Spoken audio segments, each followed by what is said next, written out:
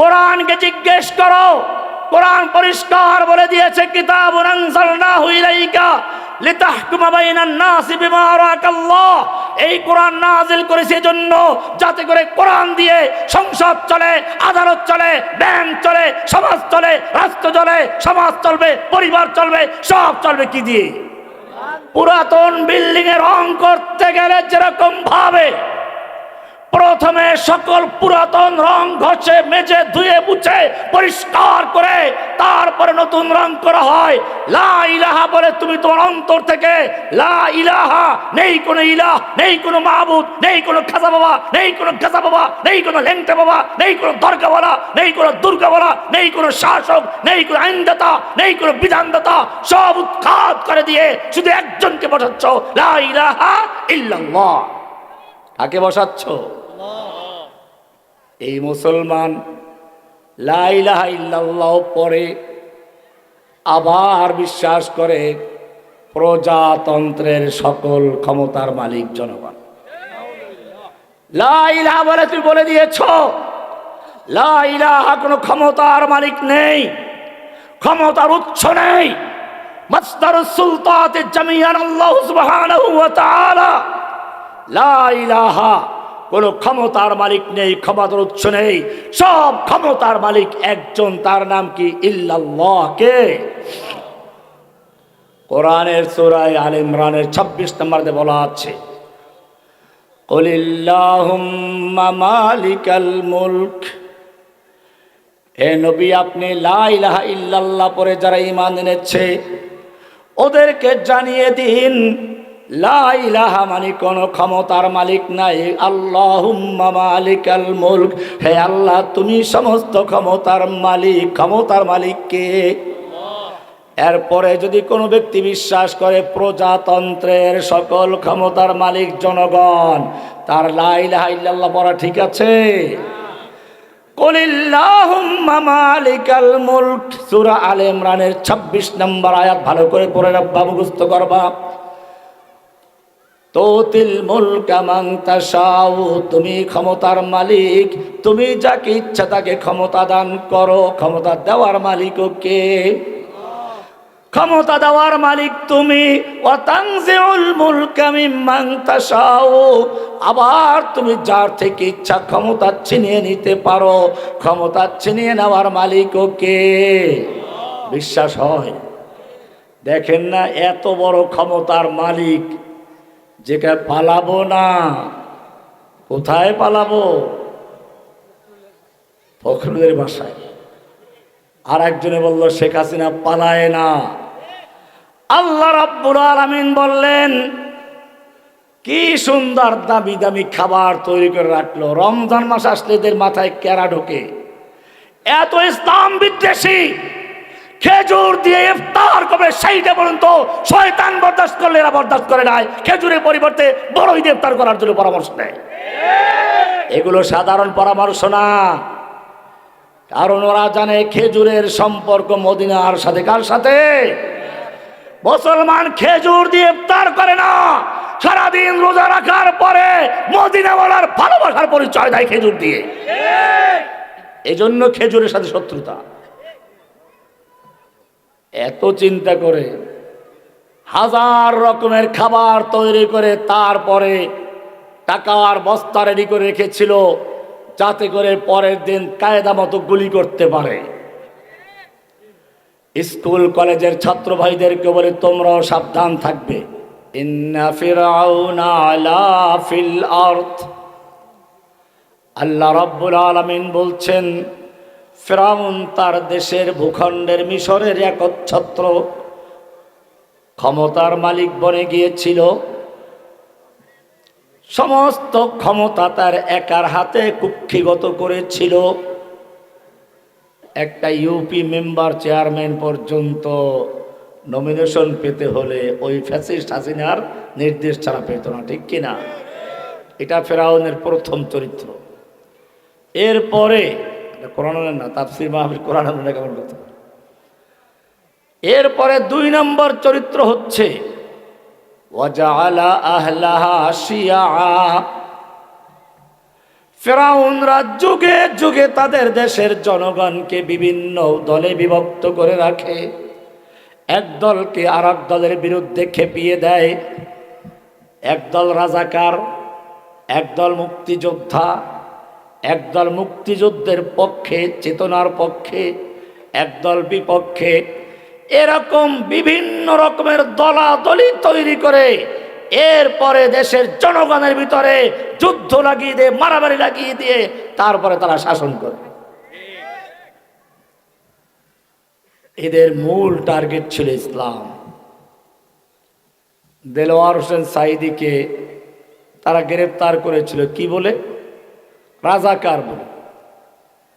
এটা ভিন্ন বিষয়। আমাদের ওলামায়ে কওমীদের সঙ্গে জামাত ইসলামের রাজনৈতিক অমিল আছে, কিছু বিষয়ে আকীদাগতভাবেও অমিল আছে, কিন্তু আসলে আমাদের সঙ্গে যে দিক দিয়ে অমিল, আওয়ামী লীগ কি সেই কারণে জামাতের সাথে অমিল?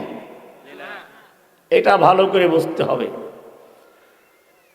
সাঈদী সাহেবকে যখন প্রথম গ্রেফতার করেছিল, আমি তখন এই বক্তব্য দিয়েছিলাম যে জামাতের সঙ্গে দেশের কওমি ওলামায়ে কেরামদের দ্বিমত থাকতে পারে, এতে আওয়ামী লীগের খুশি হওয়ার কোনো কারণ নেই। আওয়ামী লীগ যে কারণে জামাতের বিরুদ্ধে, সেই কারণে দেশের সমস্ত আলেম ওলামায়ে কেরাম, কওমি আলিয়া সব সে বিবেচনায় এই দেশের আলেমরা জামাতের পক্ষে। আর আওয়ামী লীগ যে কারণে বিপক্ষে, আওয়ামী লীগ যে কারণে ওদের মানে আমাদের ওলামাদের সঙ্গে যে কারণে বিপক্ষে, সে কারণে আওয়ামী লীগ জামাতের পক্ষে। আওয়ামী লীগ কার পক্ষে? জামাতের পক্ষে। দেখ, বিষয়টা অনেক গভীরের বিষয়। বিভিন্ন দল তৈরি করে একের পর এক একজনকে বিচ্ছিন্নভাবে গ্রেফতার করার চক্রান্ত করা হচ্ছিল। আল্লাহর নবীর প্রতি যে দেশের মানুষের ভালোবাসা আছে, এটা দূর করে তার জায়গায় ওদের নতুন নবী শেখ মুজিবকে বসাবার চক্রান্ত হয়েছিল। আল্লাহু আকবার স্লোগান বন্ধ করে দিয়ে, লা ইলাহা ইল্লাল্লাহ তাওহীদের স্লোগান বন্ধ করে দিয়ে তার জায়গায় নতুন কালিমা তৈরি করা হয়েছিল, জয় বাংলা। এগুলো সাধারণ কোনো স্লোগান নয়, এগুলো হচ্ছে সূক্ষ্মভাবে একটা কালেমাকে পরিবর্তন করে তার জায়গায় নতুন কালেমাকে বসিয়ে দেওয়া।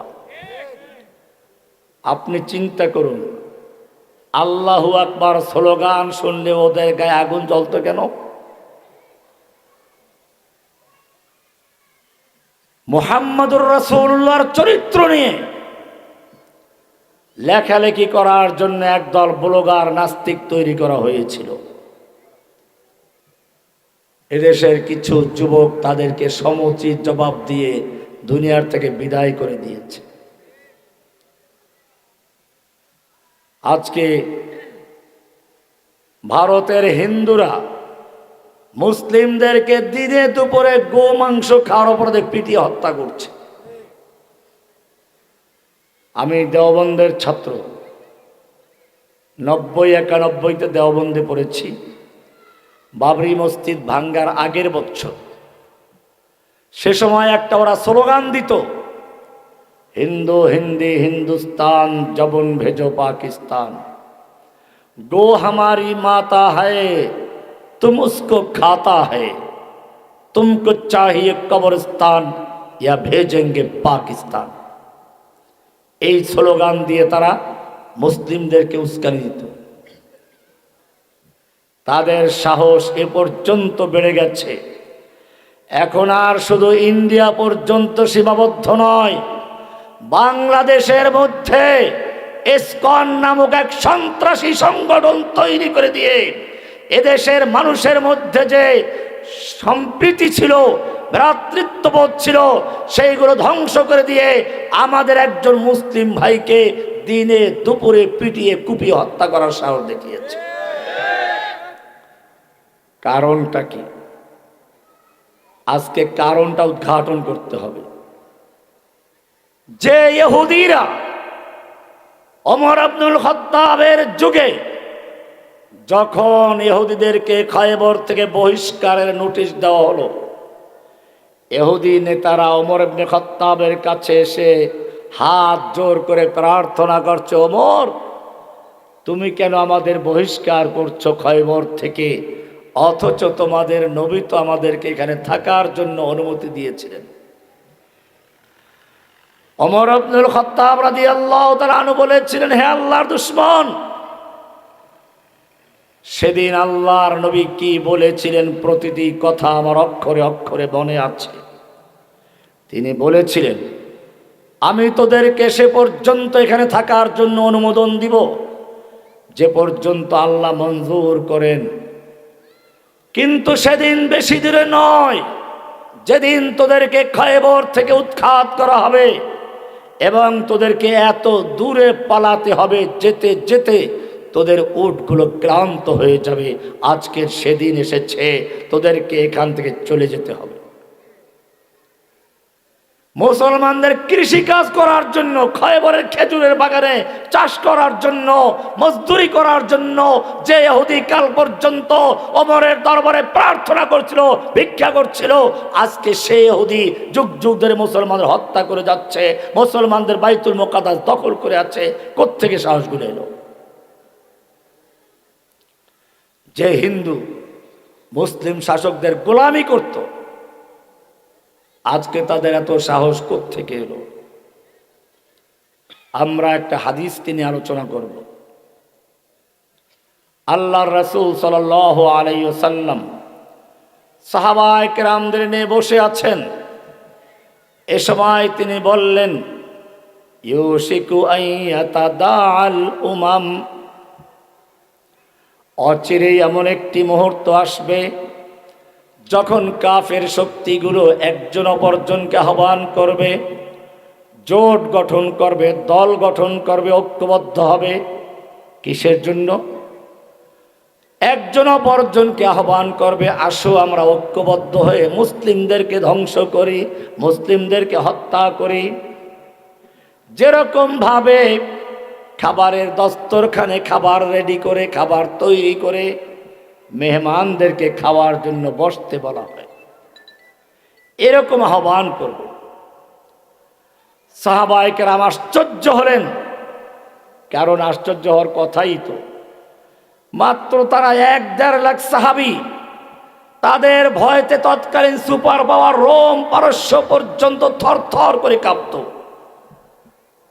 আর সেই সাহাবীরা যদি শুনে যে মুসলিমদের হত্যা করার জন্য কাফেররা ঐক্যবদ্ধ হয়ে একে অপরকে আহ্বান করবে, যেরকম দস্তরখান বিছিয়ে খাবারের জন্য মেহমানদেরকে আহ্বান করা হয়, আশ্চর্য হওয়ার তো কথাই। প্রশ্ন করলেন, ইয়া রাসূলুল্লাহ, তখন কি আমাদের মুসলিমদের সংখ্যা এর চেয়েও কম হয়ে যাবে?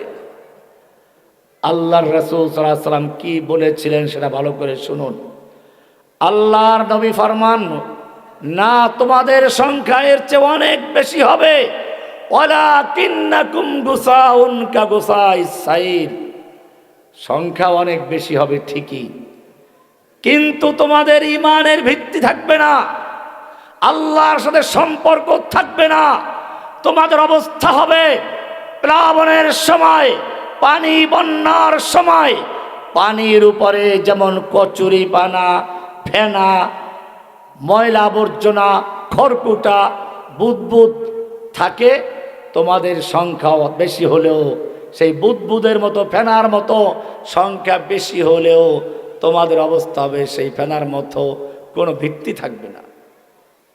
বন্যার সময় পানির উপরে যে বুদবুদ থাকে, ফেনা থাকে, কচুরি পানা থাকে, খড়কুটা থাকে, এর নিজস্ব কোনো স্থায়িত্ব আছে? পানির স্রোত যেদিকে নিয়ে যায় সেদিকে যেতে বাধ্য, আবার বাতাস যদি একদিকে নিয়ে যায় সেদিক চলে যায়। অমুসলিম, তোমার তো একটা ভিত্তি ছিল, সেই ভিত্তিটা কোরআনে স্পষ্ট করা আছে। আলাম তারা কাইফা দারাবাল্লাহু মাসালান কালিমাতান তাইয়্যিবাহ, আলম তারা কাইফা দারাবাল্লাহু মাসালান কালিমাতান তাইয়্যিবাতান কাশাজারাতিন তাইয়্যিবাহ। তুমি কি দেখো নাই আল্লাহ তাআলা কি সুন্দরভাবে উদাহরণ দিচ্ছেন কালিমায়ে তাইয়্যিবাকে, লা ইলাহা ইল্লাল্লাহকে। কাশাজারাতিন তাইয়্যিবা, একটা পবিত্র বৃক্ষের সাথে, খেজুর গাছের সাথে, তাল গাছের সাথে। যেই খেজুর গাছ বা তাল গাছের গোড়াটা, শিকড় থাকে মাটিতে, আর তার শাখাগুলো থাকে উপরের দিকে। আল্লাহ রাব্বুল আলামিন বলছেন আসলুহা সাবিতু ওয়া ফারউহা ফিস সামা। যেভাবে গাছের শিকড় থেকে মাটিতে, ডালগুলো থাকে উপরে, ঠিক তেমনি ভাবে যেই ব্যক্তি লা ইলাহা ইল্লাল্লাহ বলে আল্লাহর প্রতি ঈমান এনেছে, আল্লাহর প্রতি বিশ্বাস স্থাপন করেছে, তার পা থাকে মাটিতে, তার হাতগুলো চলে যায় আরশে আজিমে। জোরে বলুন সুবহানাল্লাহ। পা থাকে মাটিতে, গাছের মতো শিকড় থাকে তার মাটিতে। আসলুহা সাবিতু ওয়া ফারউহা ফিস সামা। গাছের ডাল তো থাকে উপরে, কিন্তু আল্লাহ বলছেন তোমাদের ডাল উপরে কোন পর্যন্ত জানো? ইলাইহি ইয়াসআদুল কালিমুত তাইয়্যিবু। তোমার হাত, তোমার ডাল চলে গেছে আরশে আজিম পর্যন্ত। কোন পর্যন্ত? কোন কালেমা? লা ইলাহা। এই কালেমার সম্পর্ক হচ্ছে মাটিতে থাকবে পা, হাত থাকবে কোথায়? আসমানে, আরশে। এটার দলিল দিচ্ছেন। লা ইলাহা ইল্লাল্লাহর এত পাওয়ার কেন? লা ইলাহা ইল্লাল্লাহর মধ্যে দুইটা অংশ। কয়টা অংশ? লা ইলাহা ইল্লাল্লাহ এত গুরুত্বপূর্ণ, এটার সাক্ষ্য দিতে হয়। কোরআন বলছে সাক্ষ্য দিতে হবে। কোরআন বলছে শুধু সাক্ষ্যই না, আল্লাহ প্রশ্ন করেছেন, কুল বলো, আইয়ু শাইইন আকবারু শাহাদা, সবচেয়ে বড় সাক্ষ্য কোনটি বলো তো? কে প্রশ্ন করেছেন? প্রশ্ন করে কেন জানেন? প্রশ্ন করার পরে উত্তরটা দিলে মনের ভিতরে ভালো করে গেঁথে যায়। এজন্য আল্লাহ প্রশ্ন করেছেন, কুল আইয়ু শাইইন আকবারু শাহাদা, বলো তো সবচেয়ে বড় সাক্ষ্য কোনটি? সবচেয়ে বড় সাক্ষ্য, সে সাক্ষ্য লা ইলাহা। এইবারে যদি তোমাকে প্রশ্ন করা হয়, বলো তো এমন কোন সাক্ষ্য আছে যেটা আল্লাহ নিজে দিয়েছেন? কে দিয়েছেন? আল্লাহ সাক্ষ্য দিয়েছেন। কোরআনে স্পষ্ট আছে, শাহিদাল্লাহু আন্নাহু লা ইলাহা ইল্লাহু ওয়াল মালাইকাতু ওয়া উলুল ইলমি কাইমান বিল কিসত লা ইলাহা ইল্লাহু। কে সাক্ষী দিয়েছেন? শাহিদাল্লাহু, আল্লাহ নিজে সাক্ষী দিয়েছেন। এই সাক্ষ্য না দিলে তোমার আজান হয় না। আশহাদু আল্লা ইলাহা ইল্লাল্লাহ না বললে আজান হবে না। এই সাক্ষ্য না দিলে কামত হবে না। এই সাক্ষ্য না দিলে তোমার খুতবাও হবে না। এই সাক্ষ্য দিতে গেলে বুঝে শুনে দিব, না বুঝলে চলবে। দুনিয়ার আদালতেও সাক্ষ্য দিতে গেলে বুঝে শুনে দিতে হয়। আপনি আদালতে গেছেন কোনো একটা মামলার সাক্ষী দেওয়ার জন্য, জজ সাহেব জিজ্ঞেস করলো আপনি কে? বলে আমি তো এই মার্ডার মামলার সাক্ষী। আচ্ছা বলুন তো কে খুন করেছে? কয় জানি না। কাকে করেছে? কয় তাও তো জানি না। কোথায় করলো, কি দিয়ে করলো, কিভাবে করলো, কিচ্ছু জানি না। এরে পাগলা গারদে পাঠাও। দুনিয়ার আদালতে যদি সাক্ষ্য দিতে হলে বুঝে শুনে দিতে হয়, তাহলে যেই সাক্ষ্য সবচেয়ে বড় সাক্ষ্য, যেই সাক্ষ্য আল্লাহ নিজে দিয়েছেন, যেই সাক্ষ্য না দিলে তোমার ঈমান হয় না, এই সাক্ষ্য কি না বুঝে চলবে? এজন্য কোরআনের সূরা মুহাম্মাদে আল্লাহ স্পষ্ট করে দিয়েছেন, ফাআলাম আন্নাহু লা ইলাহা ইল্লাল্লাহ। ফাআলাম, তুমি লা ইলাহা ইল্লাল্লাহ জেনে বুঝে সাক্ষী দাও, না বুঝে তোতা পাখির মতো বললে চলবে না। এই লা ইলাহা ইল্লাল্লাহর দুইটা অংশ। কয়টা অংশ? কয়টা অংশ? ভালো করে বুঝো, তারপরে নতুন করে ইসলাম গ্রহণ করো। লা ইলাহা ইল্লাল্লাহ, লা মানে নেই, ইলাহা মানে কোনো মাবুদ, মাবুদ মানে যার গোলামি করা হয়, দাসত্ব করা হয়, হুকুম মানা হয়, পূজা করা যায়, বিধান মানা যায়। এক কথায় বলা হচ্ছে লা ইলাহা, কোনো ইলাহা নেই, কোনো মাবুদ নেই, কোনো আইনদাতা নেই, কোনো বিধানদাতা নেই, কোনো সন্তানদাতা নেই, কোনো সেজদা পাওয়ার উপযুক্ত নেই, পূজা পাওয়ার উপযুক্ত নেই, প্রার্থনা পাওয়ার উপযুক্ত নেই। লা লা লা। একটা পুরাতন বিল্ডিংয়ে রং করতে গেলে মানুষ প্রথমে পুরাতন রংটাকে ঘষে মেজে ধুয়ে মুছে পরিষ্কার করে তারপরে নতুন রং করে, ঠিক কিনা? না পুরানটার উপরে করে? ও চর সিন্দুর মানুষ, ভালো করে বুঝে রাখো, পুরাতন বিল্ডিং এ রং করতে গেলে যেরকম ভাবে প্রথমে সকল পুরাতন রং ঘষে মেজে ধুয়ে মুছে পরিষ্কার করে তারপরে নতুন রং করা হয়। লা ইলাহা বলে তুমি তোমার অন্তর থেকে লা ইলাহা, নেই কোনো ইলাহ, নেই কোনো মাবুদ, নেই কোনো খাজা বাবা, নেই কোনো গাজা বাবা, নেই কোনো লেংটা বাবা, নেই কোনো দরগাওয়ালা, নেই কোনো দুর্গাওয়ালা, নেই কোনো শাসক, নেই কোনো আইনদাতা, নেই কোনো বিধানদাতা, সব উৎখাত করে দিয়ে শুধু একজনকে বসাচ্ছ, লা ইলাহা ইল্লাল্লাহ। কাকে বসাচ্ছ?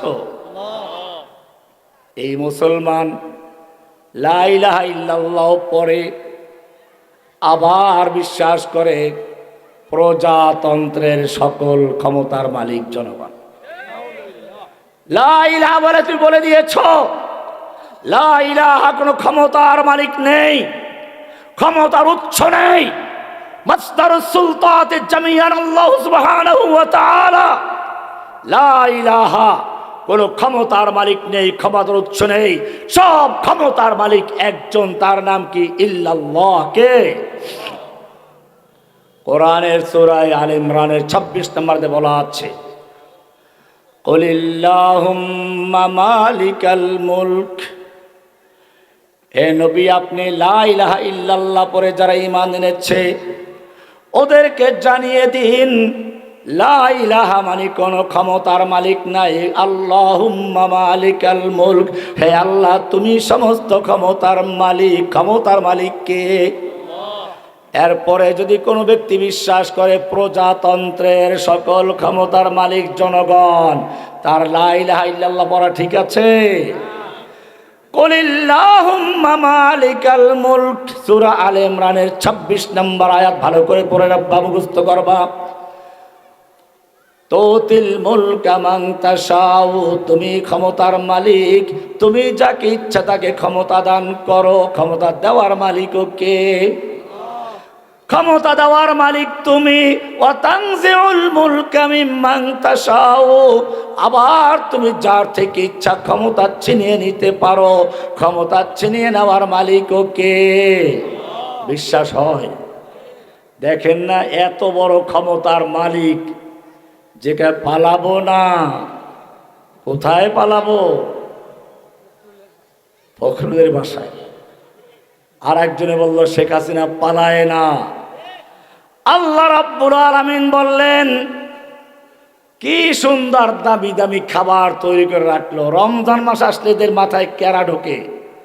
এত ইসলাম বিদ্বেষী, খেজুর দিয়ে ইফতার করবে সেইটা পর্যন্ত শয়তান বরদাস্ত করলে এরা বরদাস্ত করে নাই। খেজুরের পরিবর্তে বড়ই দিয়ে ইফতার করার জন্য পরামর্শ দেয়।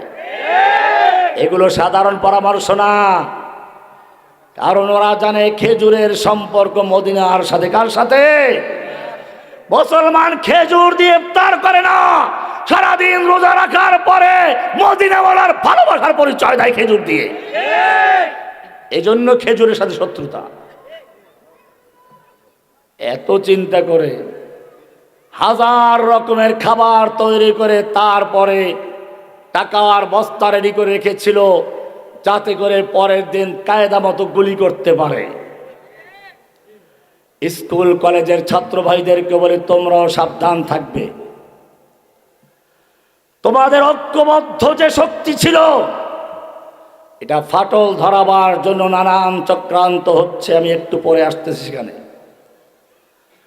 আমি আলোচনা করছিলাম ক্ষমতা ছিনিয়ে নেওয়ার মালিক কে? আল্লাহ তাআলা দেখালেন তোর এই রান্না করা ভুনা মুরগি আর খাসির মাংস তোকে না খাইয়ে, তোর পুলিশকে না খাওয়াইয়া মুহূর্তের মধ্যে তোকে এখান থেকে উৎখাত করে দিয়ে তোর ক্ষমতা ছিনিয়ে নিয়ে এই মুরগি অন্যদেরকে খাওয়ার ব্যবস্থা করার মালিক কে? ওয়া তানজিউল মুলকা মিম্মান তাশাউ। একটু বক্তব্য রেকর্ড করার জন্য অনুরোধ জানালো।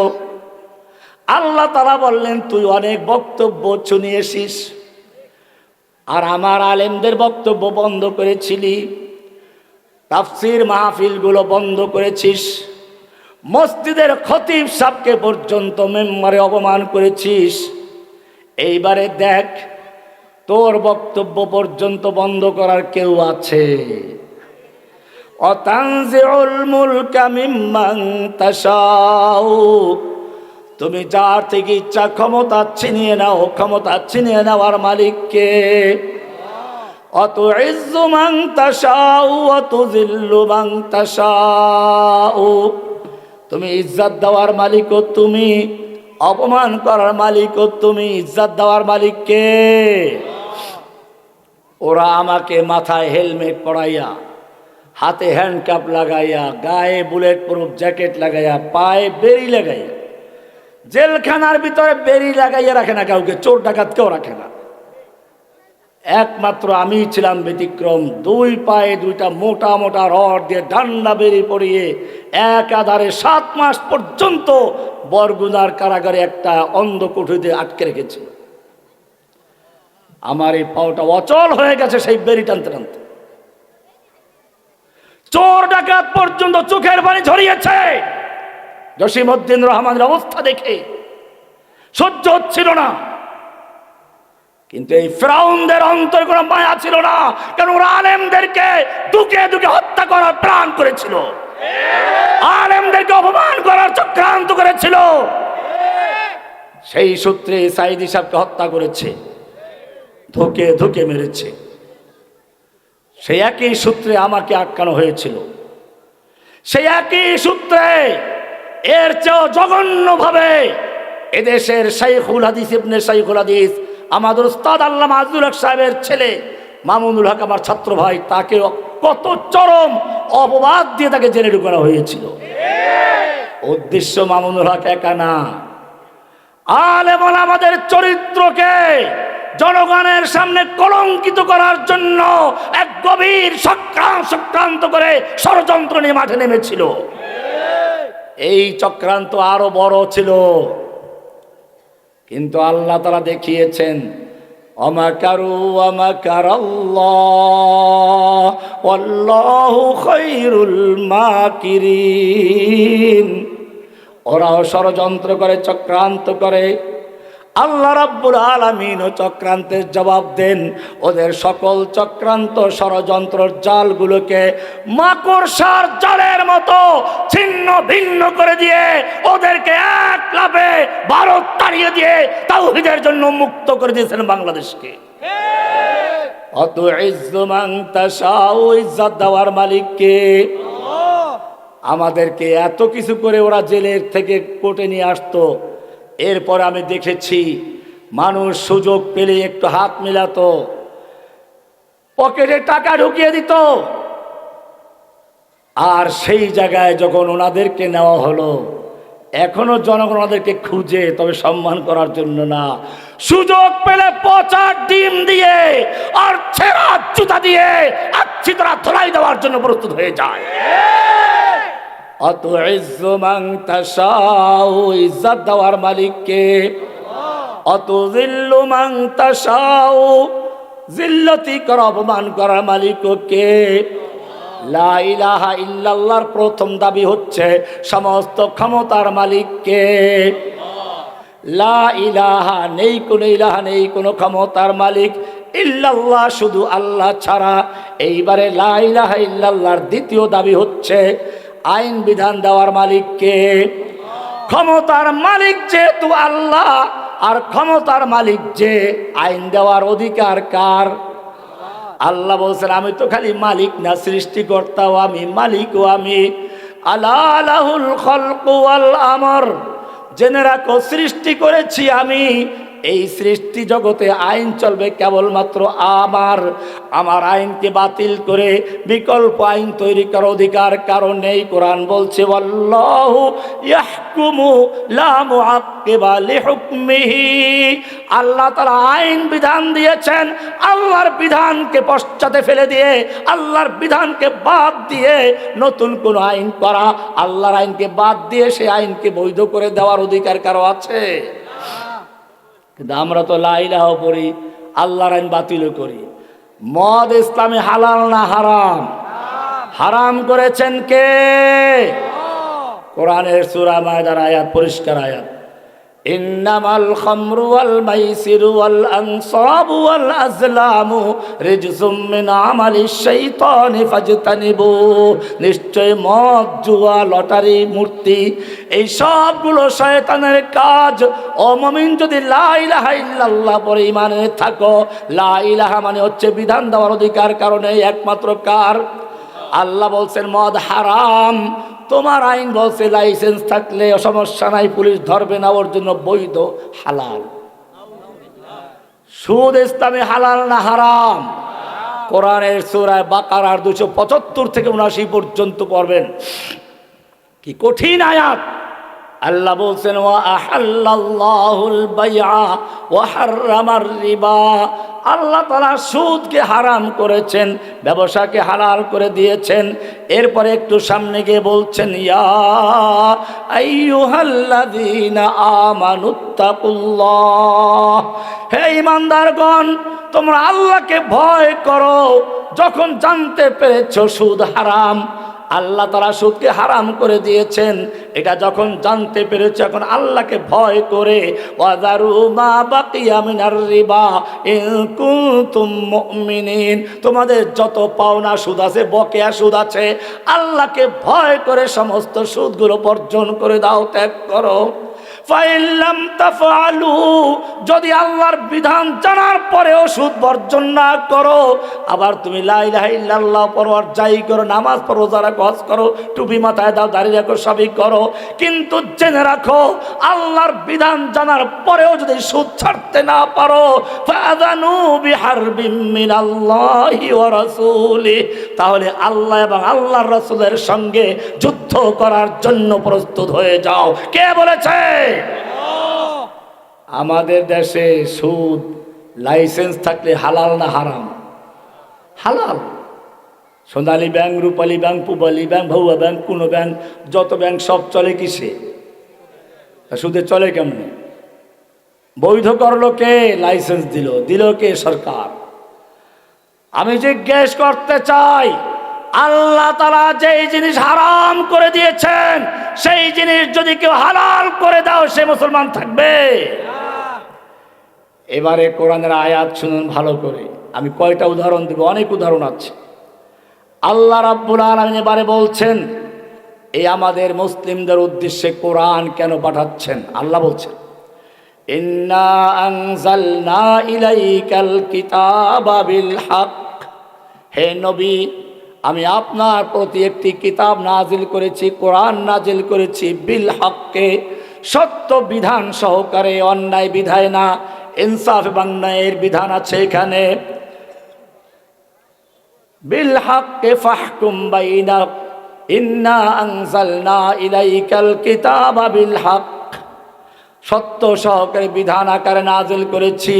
ফাহকুম বাইনান নাসি বিমা আরাকাল্লাহ, আপনি এই কোরআনের মাধ্যমে শাসন করবেন, দেশ চালাবেন, সংসদ চালাবেন, আদালত চালাবেন, ব্যাংক চালাবেন, সমাজ চালাবেন, রাষ্ট্র চালাবেন, সব কিছু একজন মুসলিম যখন বলে লা ইলাহা ইল্লাল্লাহ, সে ব্রিটিশের আইনকে বলছে লা মানি না, মানব রচিত আইন কোনো মানি না, সম্পূর্ণ আইন মানি কার? কোরআন বলছে ওয়ামাল্লাম ইয়াহকুম বিমা আনজালাল্লাহু ফাউলাইকা হুমুল কাফিরুন, আল্লাহর নাজিলকৃত বিধান দিয়ে, কোরআন দিয়ে যারা বিচার ফয়সালা করে না, তারাই কাফের, তারাই জালেম, তারাই ফাসিক। সূরা মায়দার 44, 45, 47 নম্বর আয়াত। এরপরে আল্লাহ রাব্বুল আলামিন বলছেন আলাম তারা ইলাল্লাযীনা ইয়াজউমুনা আন্নাহুম আমানু বিমা উনজিলা ইলাইকা ওয়া মা উনজিলা মিন ক্বাবলিক। হে নবী, ওই মানুষগুলো কি দেখেন নাই?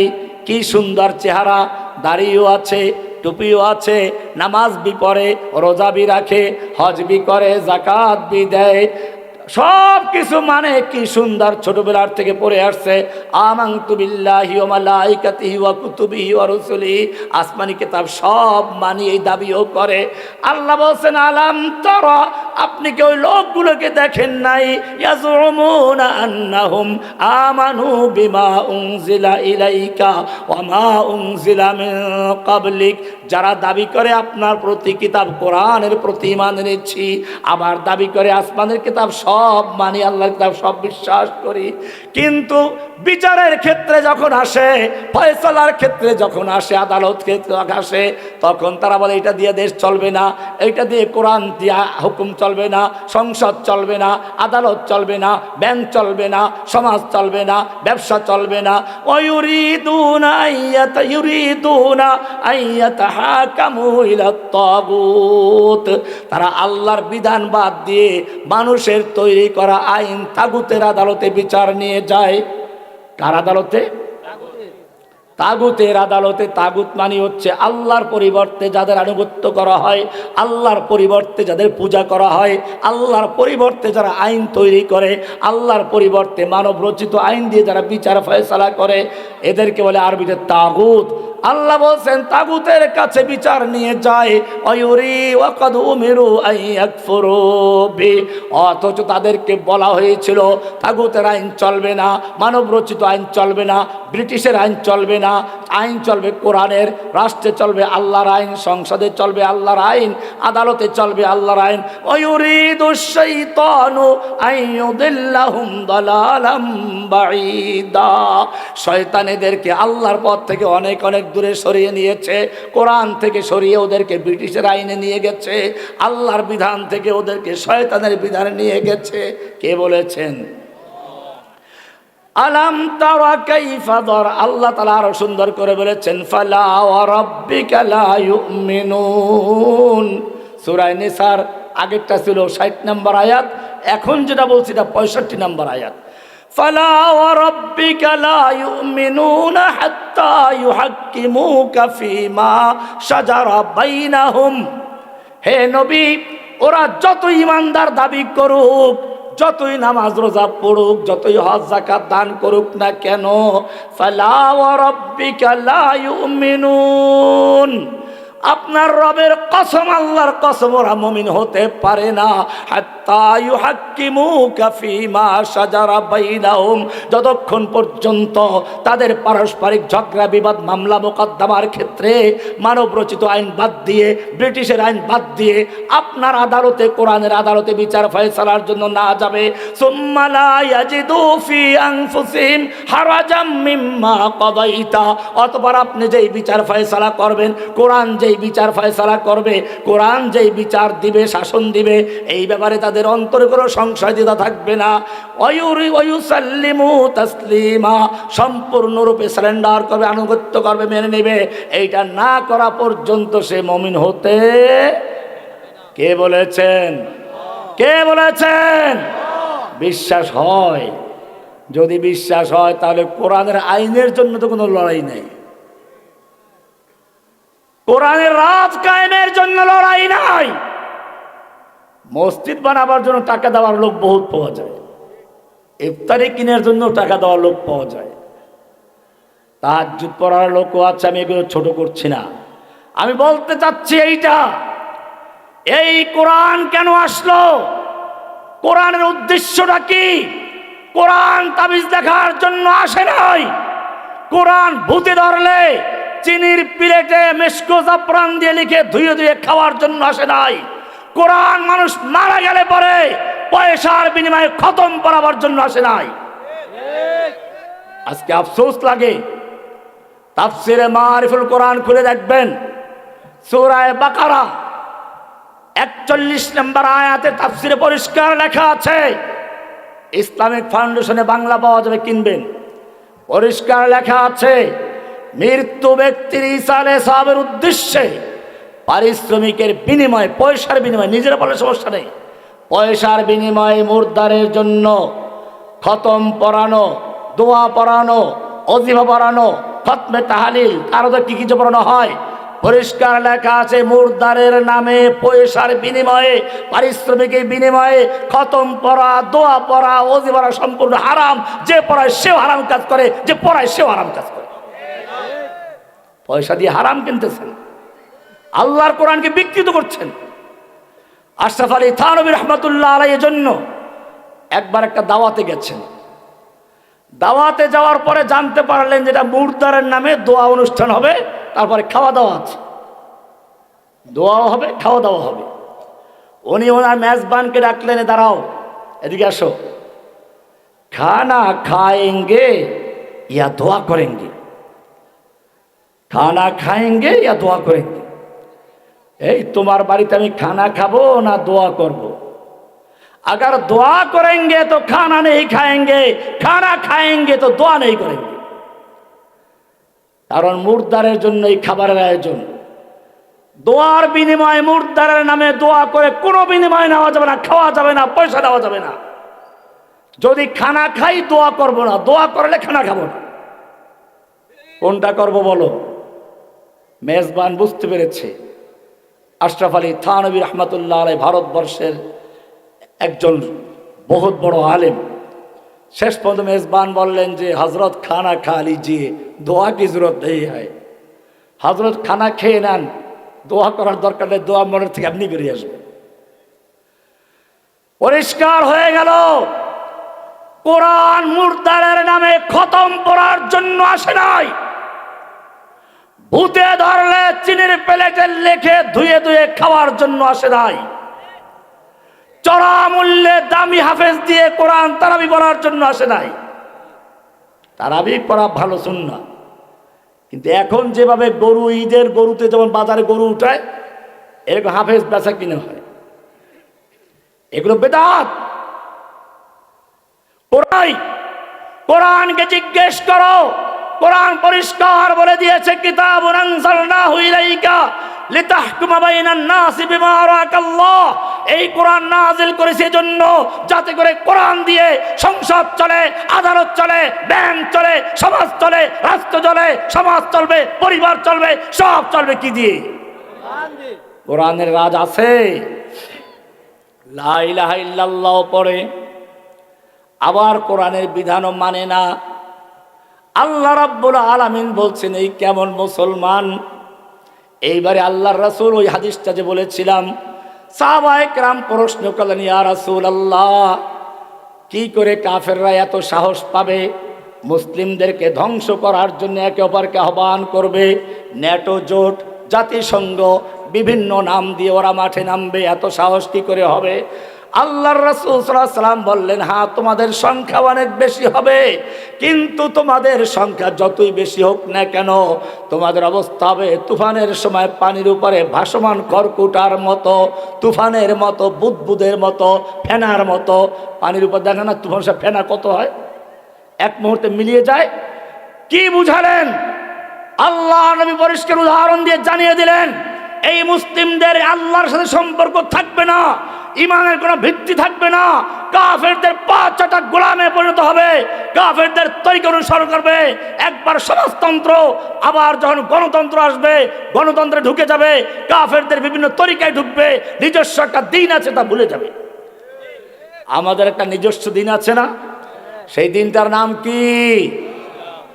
আল্লাহ বলেছেন, ইন্নাদ-দীনা ইনদাল্লাহিল ইসলাম। ও পলাশের লোকেরা, কি জানি চর সিন্দুর না, দেখেন না, ভালো করে শুনে রাখো, আল্লাহ তোমাদের জন্য একটা দিন নির্বাচন করেছেন, একটা জীবন বিধান দিয়েছেন, তার নাম কি?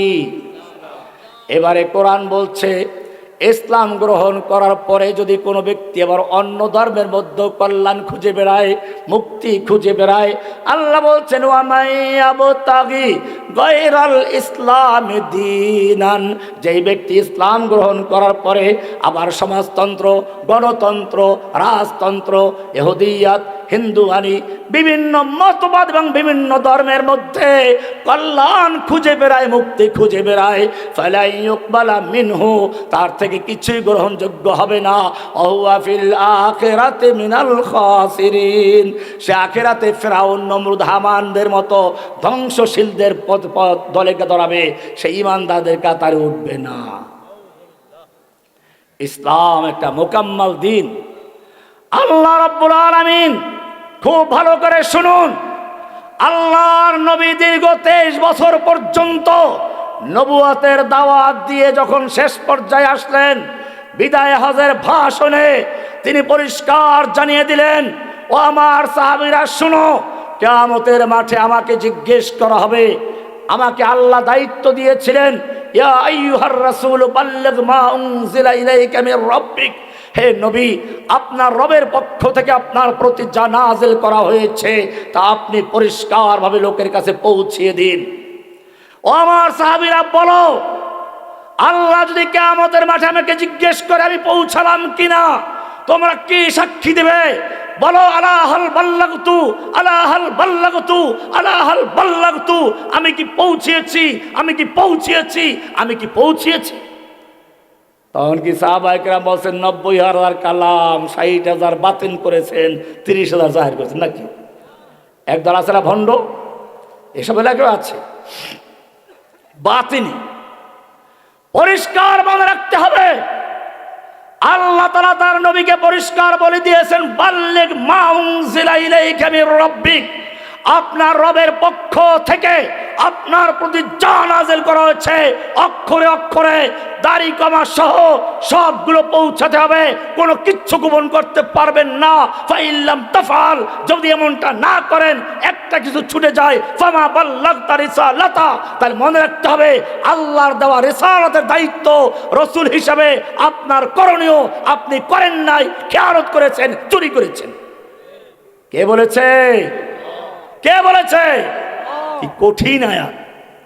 এই কারণে আল্লাহর নবী বিদায় হজের ভাষণে সাহাবীদের জিজ্ঞেস করছেন, ও আমার সাহাবীরা বলো, আলা হাল বাল্লাগতু, আমি কি পৌঁছেছি?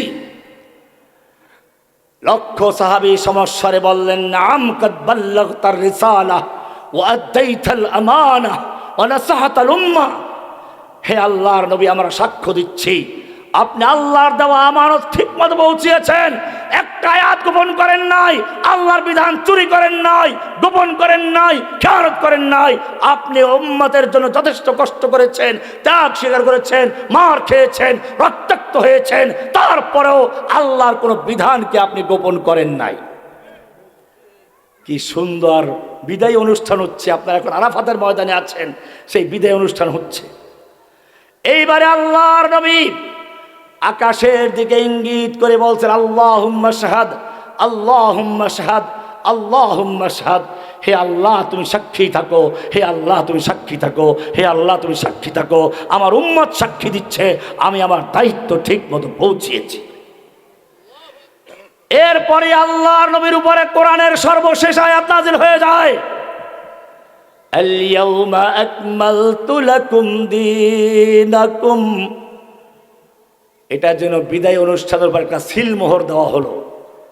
আল্লাহ তাআলা সিলমোহর করে দিচ্ছেন, আল ইয়াউমা আকমালতু লাকুম দীনাকুম, হে নবী আপনি আপনার উম্মতদেরকে জানিয়ে দিন, আল ইয়াউমা আকমালতু লাকুম দীনাকুম, আজকে আমি তোমাদের জন্য তোমাদের দিনকে মুকাম্মাল করে দিলাম, পরিপূর্ণ করে দিলাম। ওয়া আতমামতু আলাইকুম নি'মাতি, এবং আমার নিয়ামতকে তোমাদের জন্য সমাপ্ত করে দিলাম। ওয়া রাদিতু লাকুমুল ইসলাম দীনা, এবং দিন হিসাবে, জীবন বিধান হিসাবে, জীবন ব্যবস্থা হিসাবে আমি তোমাদের জন্য ইসলামকে মনোনীত করলাম। আমাদের দ্বীনের নাম কি? পরিপূর্ণ না অপূর্ণ? পরিপূর্ণ করে দিয়েছেন কে? সূরা মায়েদার 3 নম্বর আয়াত। পরিপূর্ণ কাকে বলে? এই যে চরসিন্দুর স্কুল নাকি কলেজ, এটা কি স্কুল না কলেজ? ধরুন স্কুলের বিল্ডিংটা পূর্ণ হয়ে গেছে, এখন এইখানের হেডমাস্টারের কাছে ওনার এক ছাত্র আমেরিকা থাকে বা বিদেশ থাকে, স্বর্ণের একটা ইট নিয়ে আসছে। এসে বলল, স্যার আমি এই স্কুলের ছাত্র, পড়াশোনা করেছি, অনেক টাকা কামাই করি, একটা স্বর্ণের ইট নিয়ে এসেছি, স্কুলের এক জায়গায় লাগান এটা। মাস্টার সাহেব বলে যে না, স্কুলের কাজ আকমালতু, পরিপূর্ণ করে ফেলেছি, এইখানে আর একটা ইটও ঢোকাবার কোনো সুযোগ নেই। ছাত্র জোর জোর দাবি করলো, এটা অনেক দামি জিনিস, অনেক সুন্দর ইট, একটা ইটের মূল্য কি স্যার জানেন? এই গোটা বিল্ডিং এর যে মূল্য তার চেয়ে বেশি, একটু মেহেরবানি করে লাগান। তখন যদি মাস্টার সাহেব লাগাতে যায়, কি করতে হবে? কি করতে হবে? ওই এক ইট পরিমাণ জায়গা ভাঙতে হবে, তারপরে লাগানো যাবে। এটা ক্লিয়ার? এইটা যদি মুসলিম বুঝে থাকো, তাহলে এবার কোরআনের আয়াতকে চিন্তা করো। আল্লাহ বলছেন, আল-ইয়াওমা আকমালতু লাকুম দীনাকুম, আজকে আমি তোমাদের জন্য তোমাদের দ্বীনকে মুকাম্মাল করে দিয়েছি, পরিপূর্ণ করে দিয়েছি। এই ইসলামের ইমারত, ইসলামের বিল্ডিং পূর্ণ হয়ে গেছে। এর ভিতরে কিয়ামত পর্যন্ত আর নতুন কিছু ঢুকানো যাবে না, বাদ দেওয়া যাবে না। আকমালতু লাকুম দীনাকুম। সুতরাং এই দিন মুকাম্মাল হওয়ার পরে, পূর্ণ হওয়ার পরে যদি কোনো ব্যক্তি নতুন কিছু ঢুকায়, যত বড় সুন্দর হোক, যত বড় দামি হোক, যত বড় মূল্যবান ইবাদত হোক, সেগুলো ইবাদত না শয়তানের কাজ? আল্লাহর ইবাদত না শয়তানের ইবাদত? আপনি বলবেন যে সমাজে অনেক ভালো ভালো কাজ হয়, এই হুজুর আবার কি বললো এগুলো? একটু মিলাদ করে, খতম করে দাওয়াত খাইতাম মুর্দারের নামে, আজকে সেটাও বন্ধ করলেন। বাপ দাদার যুগ থেকে করে এসেছি। এই মুসলিম ভালো করে শুনুন, জোহরের ফরজ নামাজ পড়েন 4 রাকাত, আসর পড়েন 4 রাকাত, এশা পড়েন 4 রাকাত, মাঝখানে মাগরিবের নামাজ ফরজ কয় রাকাত? আজকে যদি এই হুজুররা সব মিলে মাহফিলে ওলামা ইকরামদের উদ্যোগে সব আলেম মিলে ঘোষণা করলো, আমরা এই পলাশের আলেম ঐক্যবদ্ধভাবে ফতোয়া দিচ্ছি, আগামীকাল থেকে মাগরিবের নামাজ 4 রাকাত পড়বেন, জোহর 4 রাকাত, আসর 4 রাকাত, এশা 4 রাকাত, মাঝখানে মাগরিব কেউ 3 রাকাত হবে, 4 রাকাত পড়বো, 1 রাকাত বেশি হবে, একটা রুকু বাড়বে, 2টা সেজদা বাড়বে, সুবহান রাব্বিল আযীম বাড়বে, সুবহান রাব্বিল আলা বাড়বে। আমরা তো বাপ দাদার তাসবিহ পড়তে বলি না, আল্লাহর তাসবিহ পড়বো। এত সুন্দর বক্তব্য দিয়ে আপনাকে 4 রাকাত মাগরিব পড়ার জন্য পরামর্শ দিলে আপনি পড়বেন? এই এলাকার মানুষ তো এটা গাদায়ও পড়বে না। কারণটা কি? সমস্যাটা কোন জায়গায়? আমি তো ভালো কাজ বলেছি, 1 রাকাত বেশি বাড়লে রুকু বাড়বে, সেজদা বাড়বে, তাসবিহ বাড়বে, তাহলিল বাড়বে, যত কিছু বাড়ুক একজন সাধারণ মানুষ বুঝে। এই নামাজ যে কেউ শিক্ষা দেয় নাই। আল্লাহ বলেছেন, আকিমুস সালাত, সালাত কায়েম করো। আল্লাহর নবী সেই সালাত নিজে ইমামতি করে দেখিয়েছেন।